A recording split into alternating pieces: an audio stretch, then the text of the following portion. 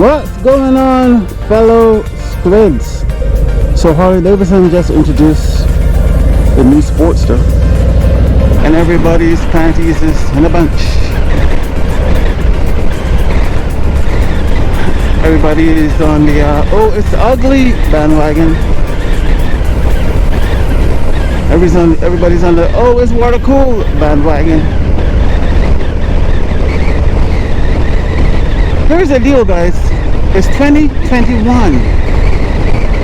You can't keep making the same bike over and over and over and over and over with no kind of advancements. That's just not how companies work. The bike needed an upgrade. That bike is pretty old. It's been around for a while. I'm not sure how long it's been around because I'm not a Harley bro. This is my first Harley. I was never really into the Harley deal. I just now got into the Harley deal, so I don't know exactly how long it's been around, but I'll pop that up on the screen right here for you.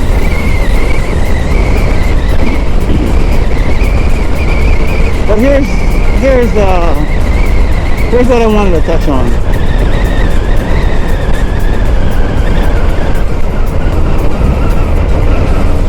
To me, the bike is pretty ugly, but that's just me. You might find it gorgeous. So I look at it like if a cafe racer, an Indian Scout bobber, and a Pan America had sex, what the baby would look like. And it looks like the new Sportster. Now, normally what Harley does is they drop a bike, and then a few years later they drop a whole bunch of variations off that bike. Look at the Sportster, the older Sportsters. They had like, I don't know, like 5 of them, 4 of them. Look at the soft tails. They got like what, 6 or 7 soft tails? That's how Harley do. So don't get pissed off about this particular bike, because there are going to be more variations of this bike coming with that engine in it.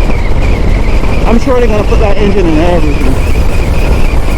Just like the Milwaukee 8.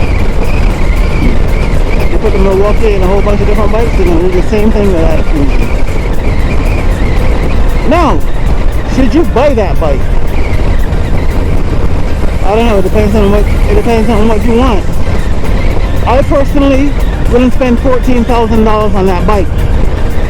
You have options. What we're gonna do now is we're gonna go to the computer and we're gonna take a look at that bike.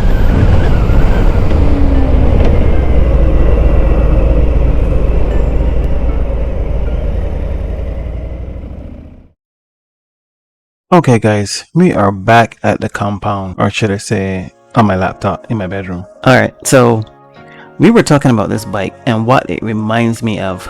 I was looking at the seat and the tail, and I was saying, and even the tank, I was saying this whole area here reminds me of a cafe racer. People, and I do not like this exhaust. So people who rode the bike said that this exhaust does not pose a problem with heat on their legs. I personally don't like this exhaust, how it looks. I mean, to each his own. It's nice for somebody, just not me. So let's go into this bike. Alright, anyway, the bike is supposed to be 1200 cc's, so let's go from there. So who is this bike for? A 1200 cc bike. This bike is not for beginners, because as a beginner you are probably going to be looking at a 600 or 700 or 400 bike to start off with, and then you'll eventually graduate to a bike at probably 1400 cc's. I personally would not graduate to this bike as a second bike. It would probably be a first bike if it was way cheaper and a little underpowered, like 600 cc's, and if this bike was around 5 grand. Now let's talk about the price. The price of this bike is call it $15,000. This is not your first bike, not at $15,000 and not at 1200 cc's. This is a second bike. The problem is, most people will not graduate to this particular bike as a second bike in this configuration. The seating, the handles, and the forward controls. To be quite honest, I do not know who this bike is for at this price range, and at this seating position for this price, and this power for this price. I would say that this bike is a commuter bike because it's so small, and because of the tank is so small, and because this particular bike you don't want to be on it long in the seating position that it's at, and the price range suits somebody who has money. Because if you know starting out, you're not getting this bike. If you're gonna buy a bike at $15,000 as your second bike, I don't think you're gonna want to go with this particular bike. If you are a blue collar worker like myself, this is not your second bike. This is a bike for, let's say, the Wall Street types. Yeah, I call it a Wall Street type bike because of the size of the tank. The tank is 3.1 gallons, and it's a smaller bike. So in my opinion, it's more of a commuter bike for the Wall Street types at that price, at CCs. That's where I put it. More of a commuter bike. Smaller seat for one person, a smaller tank for less distance travel, and a smaller engine. So I do not see anybody buying this to tour with, to go long distance with. This is a metropolitan type kind of bike in my opinion. Now let's compare this bike to, let's say, the Indian, let's compare it to the Bobber, the Street Bob from 2021. The Street Bob is the same price. It looks a little bigger, it has a passenger seat, and I think the engine on this is a little bigger. It's 1400 cc's, while the other one is 1200 cc's, and it's at 119 foot-pounds of torque, while this one is at, what's the foot-pound of torque on this one? Engine, the foot-pounds of torque is 94 foot-pounds of torque. So why would you buy this bike as opposed to buying the Street Bob, which is a little bigger and it comes with a passenger seat for the same price? Passenger seat, bigger engine. No, it does not have all the features or rider modes and all that there, but I am discounting those rider modes because I don't know how important those rider modes are to you as a advanced rider. As an advanced rider, are second modes are rider modes even really that important to you? Like, okay, if you have a lowrider S, does a lowrider S come with all these features? If you have a Dyna, does it come with all these features? No, but you still ride it, right? And you still ride it in the rain. All these other features do is limit your throttle control. So you won't be able to move off as fast because your throttle will be retarded in certain modes, like rain mode, cruising mode, touring mode, or whatever modes these come with. And then there's sport mode. So sport mode, I guess, will leave your throttle stock. So when you turn on that throttle, it just goes. So those rider modes to me are just a gimmick, or for somebody who's like really new to riding and they don't want to rely on traction control only. So this bike comes not only with ABS, but also comes with traction control and 3 rider modes. I don't put much stock in those rider modes. The traction control, yeah, because if you're riding in rain and you twist that throttle, at least the traction control would stop the XL and slow down the back spin on the tire.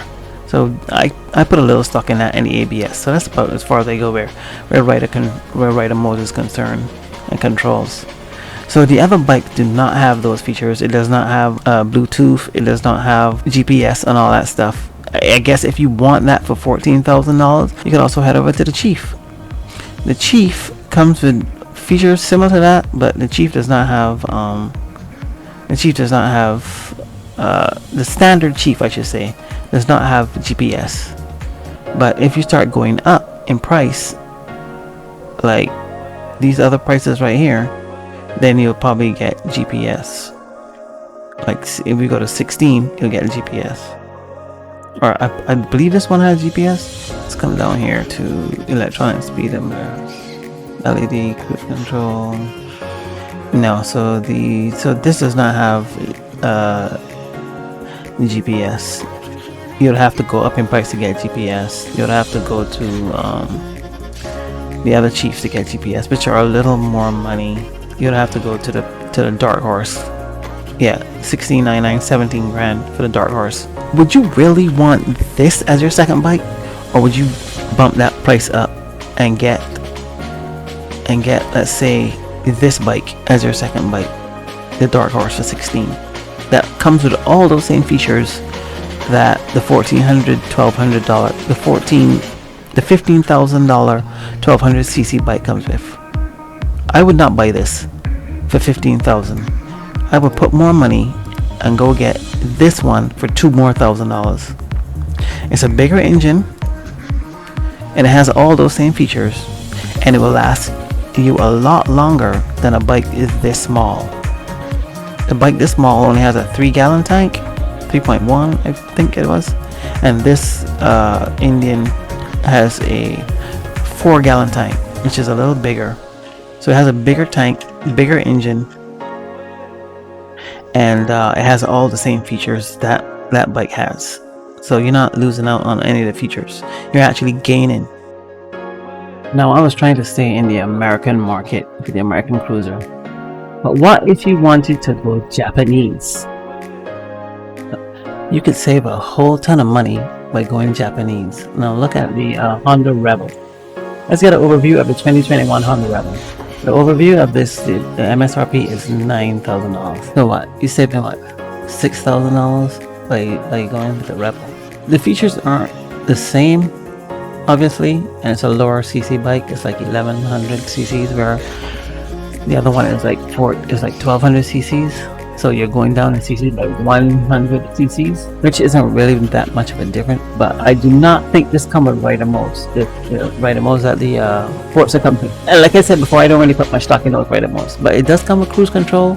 It comes with traction control, and it has a 4-inch LCD screen, same as the other bike. I don't think they're showing you the screen on here for some reason. They're not showing it. And also, this bike you can go 2 up, as you can see right here. You can go 2 up, and they still have room for luggage on the back.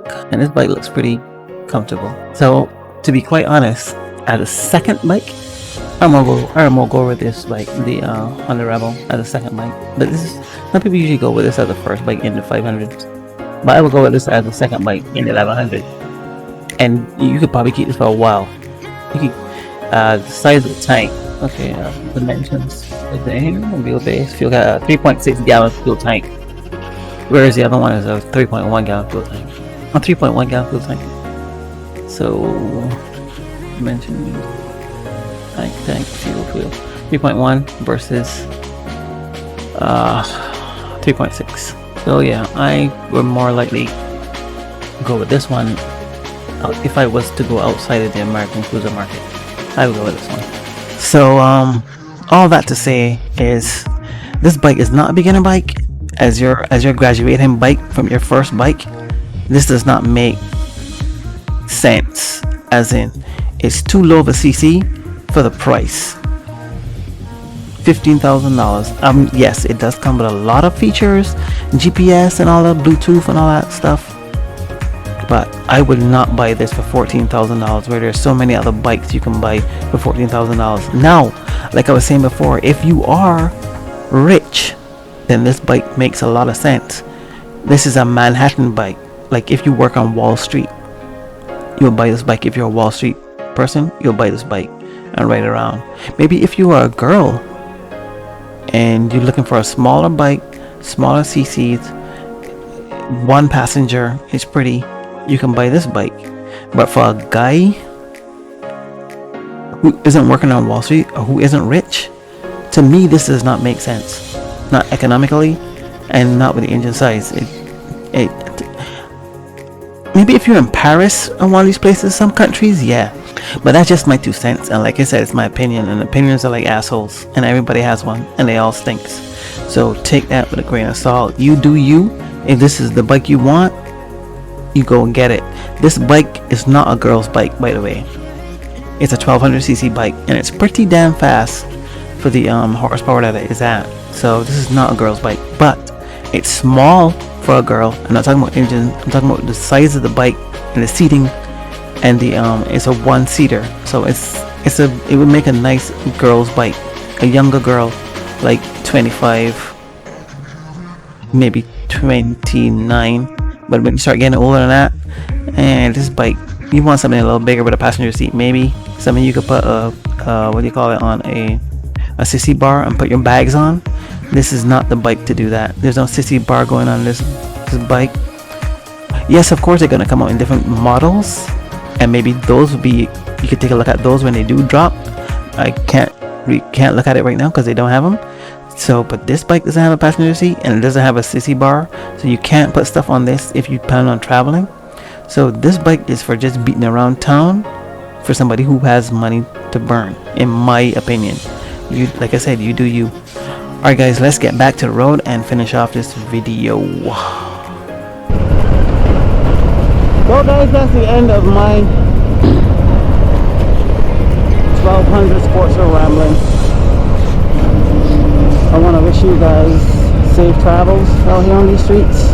I want you to keep the sticky side down, the shiny side up, and I'll see you in the next one, guys. Peace out.